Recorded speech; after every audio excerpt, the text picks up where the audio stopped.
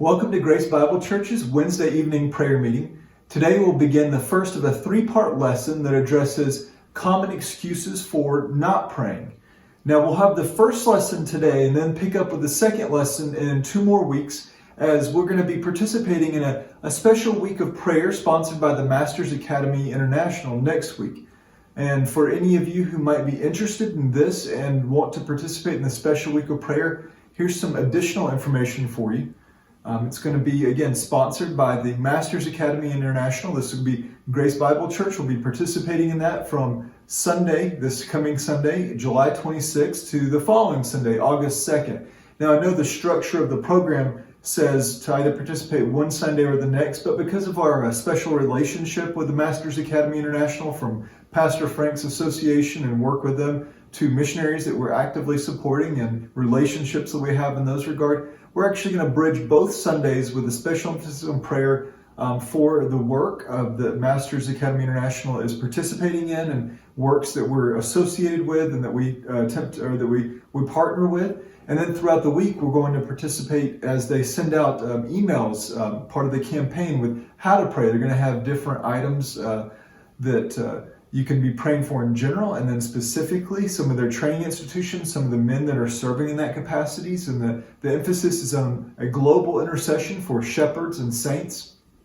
And then Friday, I'm hoping that we'll all be able to participate in a kind of a corporate international prayer meeting, as it were. So in lieu of our usual Wednesday night prayer meeting, I would encourage as many of you are available to participate in the Friday evening prayer meeting, and that's more information at tmai.org/Together We Pray. So if you're interested, you can go to the Masters Academy International website, or you could contact us. If you're within the church, you'll get an email about it, but that's what's going to be happening next week. So there will be a pause in our normal study, but a very worthwhile one at that. Now, today, as we don't have a singular text that we're going to be examining, we're going to make obvious reference. We're going to draw from precepts and principles, but this is more of a general subject that we're going to be tackling, more of a philosophy of ministry and philosophy of life as we walk together and as we walk in a way that we're striving to please the Lord in a life of prayer. And so with that being said, I want to frame what I think is all too common of a problem in our larger church culture. And I'm not speaking specifically of Grace Bible Church or any other church in particular. I think this is a common struggle of the contemporary church.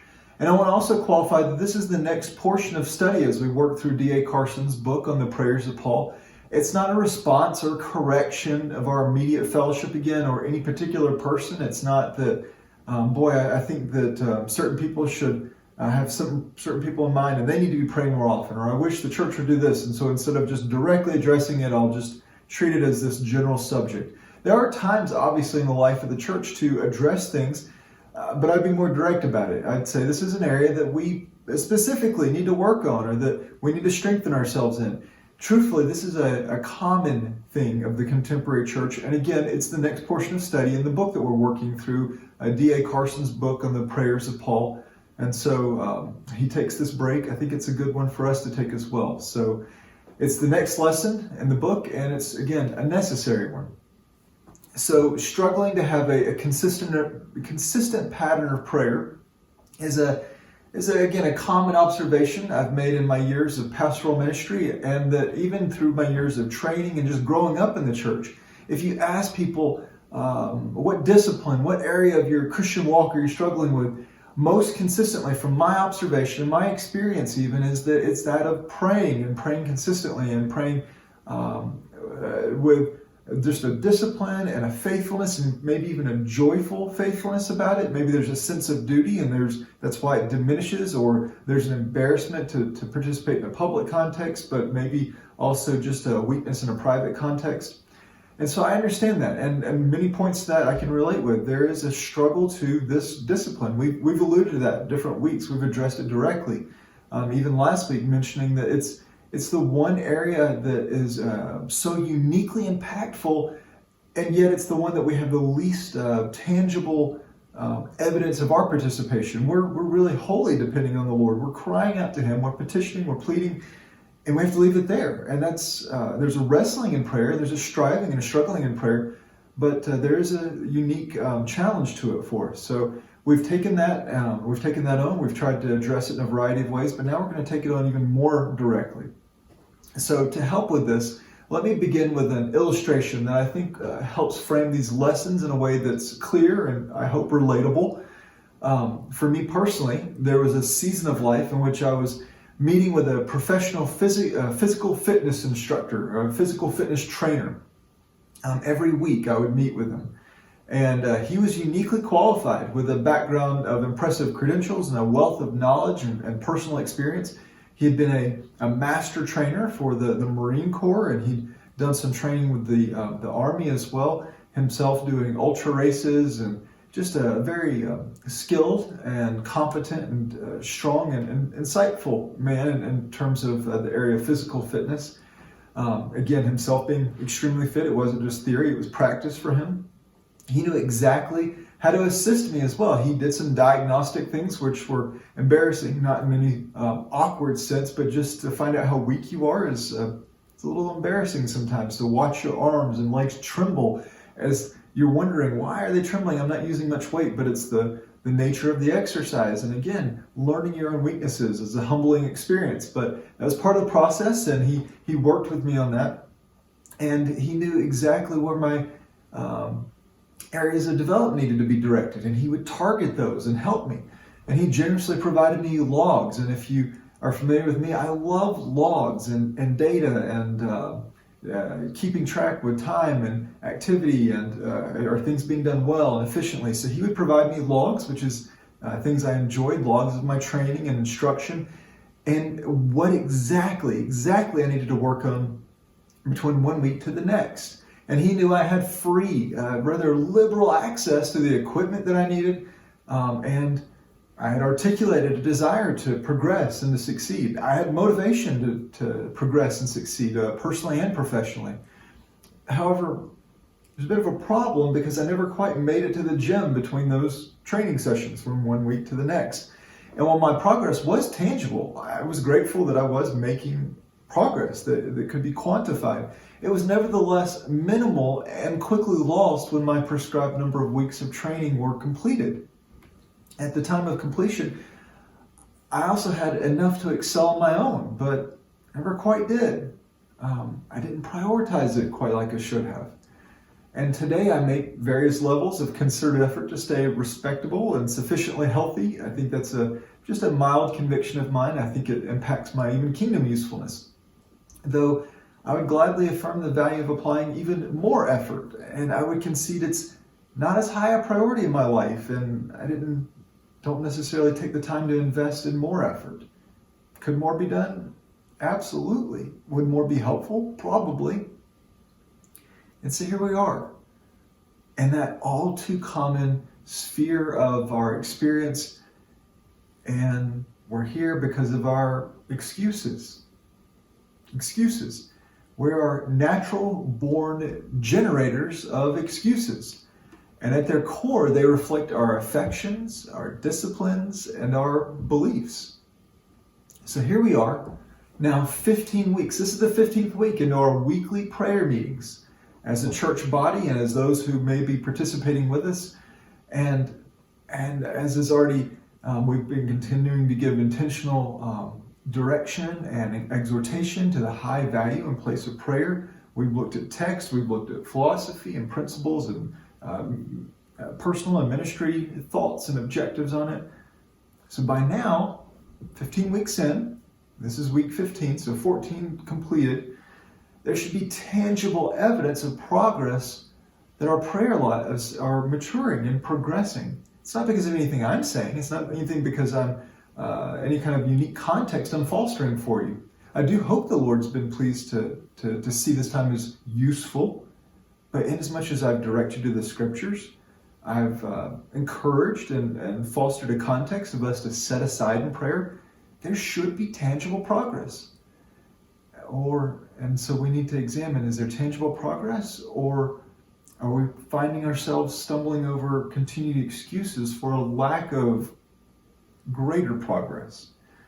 Because often there's a measure of progress, but still too often we have too many excuses as well. It's kind of like, again, you can work with the trainer, and so long as the program's sustained, you'll continue to track and progress. But it stops, and would you stop? Or are you getting stronger and more faithful? I hope it's the latter for all of us. Again, there's seasons where we do really well and not so well. But as we've talked about before, if seasons become cyclical and consistent, then that's indicative of a lifestyle and a lack of progress. So let's strive for progress, and let's go ahead and address the fact that we do make excuses and we need to tackle them. So a most fitting excuse to tackle, especially in view of our most recent pastoral letter from this last Friday, where I spoke to you about stewardship, and specifically I put a lot of emphasis on the stewardship of time. Here we have our first excuse that we're going to address. It's the only one we're going to address this evening. And again, I hope not to take too long in this, because I do want to give time to our prayer time, but I'm willing to go a little bit long because this is important. Excuse number one: I'm too busy to pray. I'm too busy to pray. Of the excuses, this is likely the most common, and it's erroneously esteemed as the most noble, as being busy is frequently attributed with some special merit. You must be busy because you're just being so faithful, or you're so important, or you have something that's so necessary to accomplish. All those may be true, but they don't hold up when you're so busy that you don't pray. An overbooked schedule appears to carry the perception of maximizing life and giftedness, of being in necessary demand at all times, and as being busy, maybe even about God's work. However, all too often being too busy is a matter of poor stewardship, of improper valuations in an already over-professionalized ministry, and of always being busy and yet never really doing. D.A. Carson states of this disposition of always being too busy, quote, "The result is that we seldom take time to think, to meditate, to wonder, to analyze. We seldom take time to pray." This, however, is in direct contrast to the Psalm 1 man who we would all esteem. The Psalm 1 man whose deep-rooted and fruit-bearing life is one that has given preeminent value to the Scriptures, to meditation, and to prayer. Delighting in the law of the Lord is not a process that can be expedited or plugged into tightly choreographed schedules that have equally prioritized a dozen other things. This is also in contrast to the beautiful and thoroughly expressed love of God's truth in the Scriptures as expressed in Psalm 119. Such a thorough expression can't be articulated by one who so generously filled their time with God's work or otherwise. It's here that Carson also states, quote, "What is God's response to your being so busy that you fail to respond, or that you fail to respond in prayer?" And I think that's such a helpful, healthy thing to think about. Here's our excuse. Now we need to factor in, and we need to weigh in, what is God's response? I'm too busy to pray. Well, I think this is a good proposed response on behalf of the Lord. Our attention is directed to Luke chapter 10, verses 38 to 42.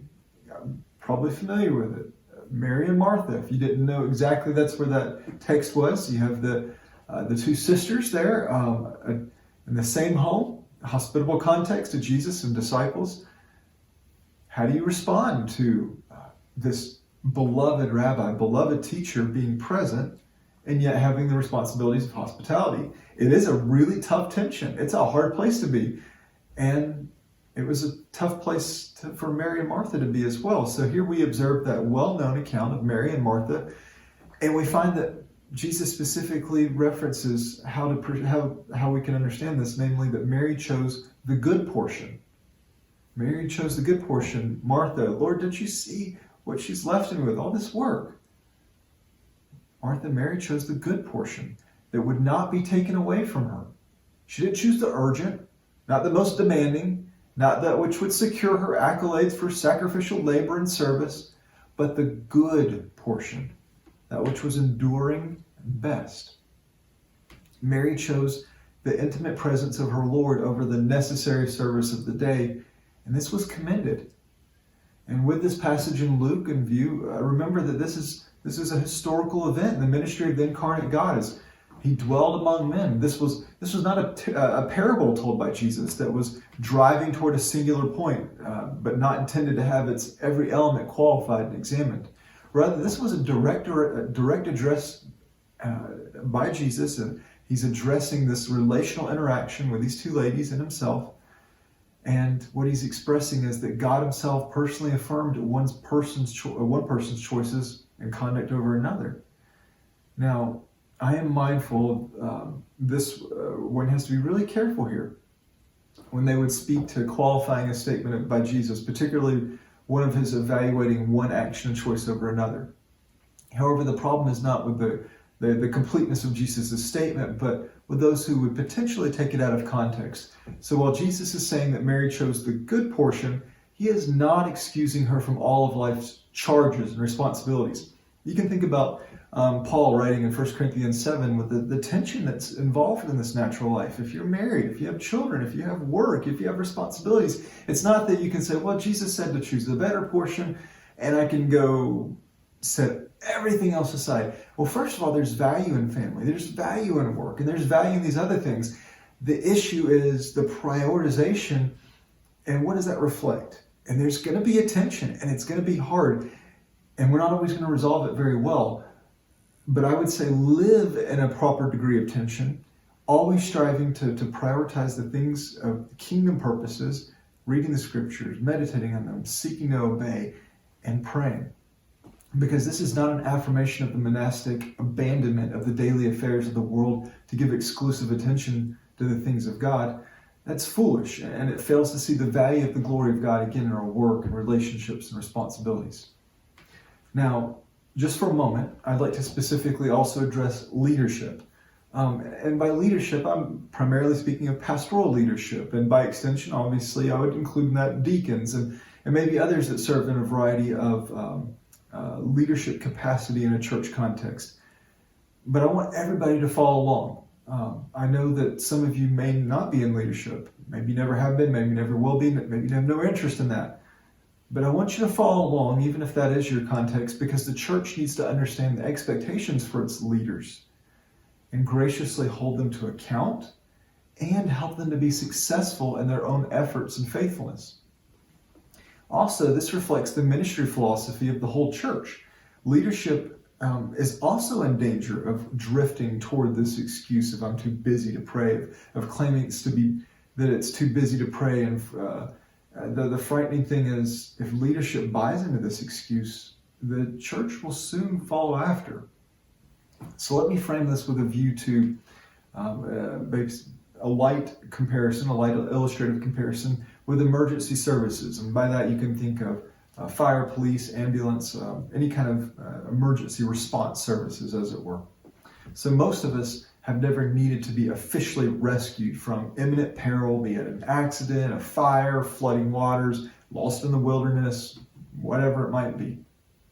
However, we most certainly would hope and even expect those who have been set aside, as it were, for the purposes of rescuing and rendering aid, we would expect them to be thoroughly trained and prepared for just a moment. We don't expect them to go to training at the beginning of their career and then kind of dabble, make sure they keep up with things, but kind of let themselves go, and they're available if needed, but it's not really a big concern. Even if a need does not come for years, we want them to be in a constant state of readiness, which means consistently training, consistently thinking, consistently practicing and refining and strengthening themselves in their crafts. Because in the moment that they're needed, that moment will be unforgiving when it does arise. It's not going to say, well, let's hit the pause button and let you catch up on things, get a little more fit, get a little more strong, get a little bit more competent in your craft and the skill base. Consequently, such persons are in constant state of training and preparation, even to the exclusion of other matters, even valuable matters. Therefore, we must be so very intentional that we do not expect anything less of our church leadership. If we have a reasonable standard for emergency workers working hard behind the scenes in training and in preparation, then how much more must we expect the church's leadership to be strong, not only in the scriptures, but also in a faithful life of robust prayer. We do not want the leadership, or frankly the church body, to be a people of we don't want them just to be a people mighty in the scriptures, but we also want them to be a people of vigorous prayer. We don't want them just ready for a special lesson or to facilitate programs. We want them to be strong in the scriptures, strong in prayer. If we would expect that of emergency services in a light comparison, then how much more those who participate in the leadership and the care of the church, for those whose job is to shepherd Christ's flock. Don't you want them to be robust in prayer? So on the flip side, well, how do they do that? Well, you encourage and strengthen them, but you also free them. And make sure that that's a priority, and make sure it spills over to a priority in the life of the church. So this should be reflected not only in the personal lives of the leadership, but in the entirety of the life of the church, pursuing that which is the good portion, which from my observations and experience will likely mean a church that does not have a jam-packed calendar full of every imaginable program and special service, placing ever-increasing demands both on the leadership but also the church body. Rather, a church that expects, because a church that expects that is stripping that time away from abundance in study, abundance in prayer, and abundance to labor, and how we can put these things to practice. Rather, a church that takes a lighter load with a greater emphasis on study, application, and prayer.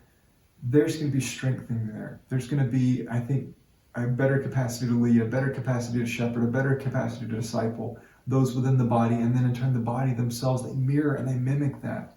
And there becomes a balance of priorities that will help us mortify the excuses of being too busy to pray, because life's already busy enough.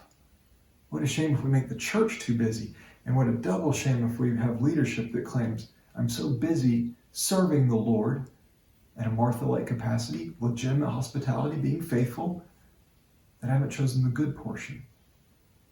And that's not just a tragedy for leadership, that's a tragedy that will spill over to the entire life of the body.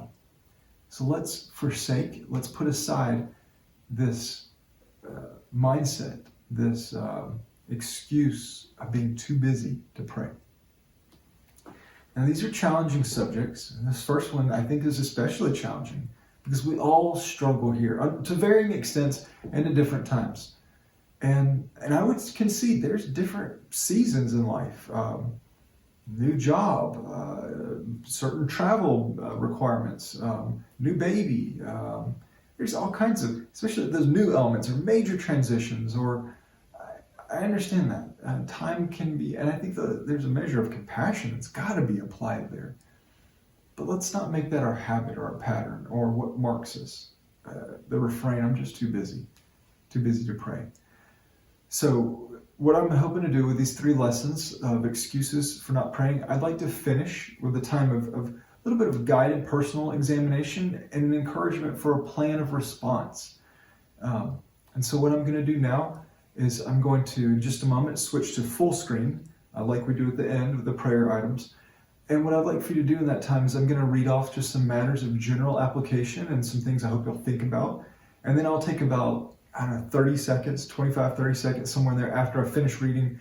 And I'd like you just to meditatively pray and chew on what's been stated, specifically in the questions and the statements, to really think about what am I doing and what can I do better? And namely in the area of making the excuse of being too busy to pray. Let's think about it. Let's pray and wrestle with it, and then seek to be found faithful by the Lord's grace and for His glory. I think that this would please Him. So what we're going to do again, once more, the screen's going to go to a full screen application with small pockets, 25, 30 seconds I'll give you to work through it. And then at the conclusion of the last one, I'll just say that now we're going to transition to our time of prayer. So that's how we're going to conclude today. Again, I'll once more remind you, next week, TMAI, the Masters Academy International Week of Prayer. So we're going to have a pause. I hope you'll participate. But let's give our time to the remainder of our time to some application emphasis, and then certainly prayer. Don't want to make you so busy doing this, you're not praying.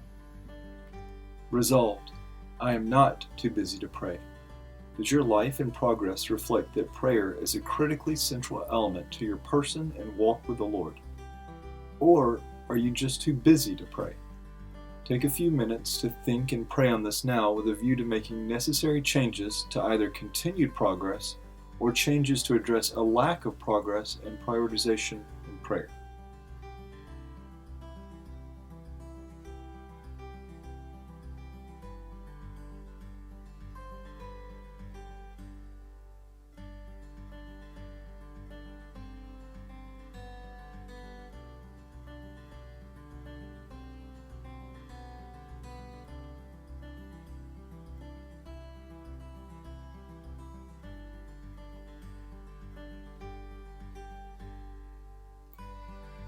Resolved, I am not too busy to pray. Consider the general lack of tolerance we have in missing too many meals, enough rest, acts of basic hygiene, or perhaps even exercise. Is prayer one of those elements that you hope to get to, and if you do not on a given day, it's casually accepted? What might that say of our priorities?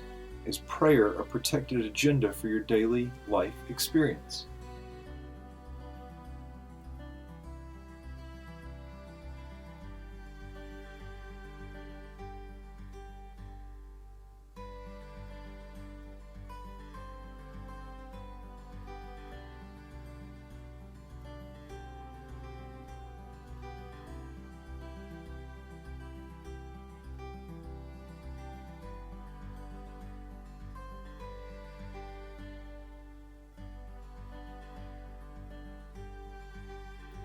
And lastly, resolved, I am not too busy to pray. Do you expect the leadership of the church to be a people of prayer, or is it acceptable if they're just too busy with the work of the Lord? As leadership goes, so goes the church, and as the expectations for leadership goes, so goes the expectations of the people.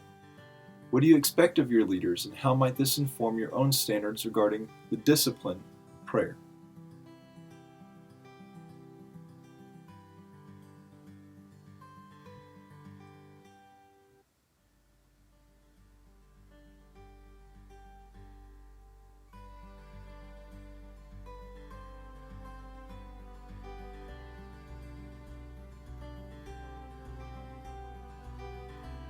Please take the remaining time to pray. This will be the consistent pattern that we have on our week-to-week prayer meeting. However, it will be a shorter time, and I gave an allowance for that because the introduction to this three-part lesson I thought was important enough to give that little bit heavier of an upfront balance. So please, though, do take the remainder of the time to commit to prayer. There will be items on the screen. We'll scroll through them a little bit more quickly than usual, but they will be available if you are interested in using those, or just use the balance of the time at your discretion in terms of items to be praying for, and perhaps even things that we addressed today. Grace to you.